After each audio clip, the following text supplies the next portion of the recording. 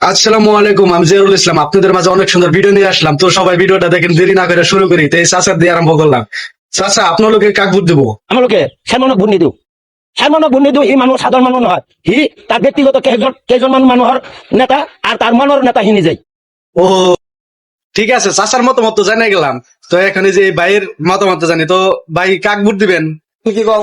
আমি আমার ফ্যামিলিকে বলে দিব, ভোট কেন্দ্র লাগলে শহীদ হয়ে যায়, তাও ইডি অফিসার ভোটটা দেও না। কি শহীদ হয়ে যাবেন গা? আমি এটা ভালো ভাই। ও আন্তরিক ভালোবাসা। যাই হোক, যার প্রতি মানে ভালোবাসা কাজ করে তার জন্য শহীদ হওয়া কোনো ব্যাপার না। ঠিক আছে, নেক্সট।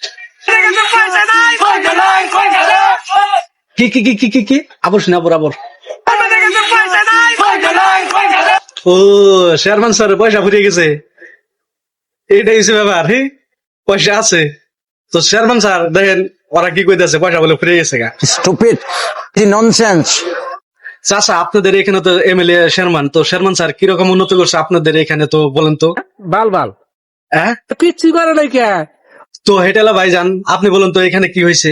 আব্দুল খালিকের মিটিং 100% ফ্লপ, কারণ টাকা নিয়ে মারামারি লাগছে, টাকা নিয়ে কাজে লাগছে। পিলপিলিতে এক চাচা বই রয়েছে, তো চাচা জিজ্ঞাসা করি, তো চাচা শেরমান আলী স্যার কিরকম, তো আপনি একটু বলেন তো। এর মানে একটা পাগল, পাগলে ভোট দেবো না।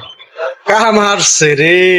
তো গাইস, আজকের জন্য ভিডিওটা এই তুরি আর লং করবো না। তো আপনাদের কাছে একটা রিকোয়েস্ট, আপনারা আপনাদের মহামূল্য ভোটটা যোগ্য মানুষ দেখে ভোটটা দিবেন, যাতে ফালানি না যায়।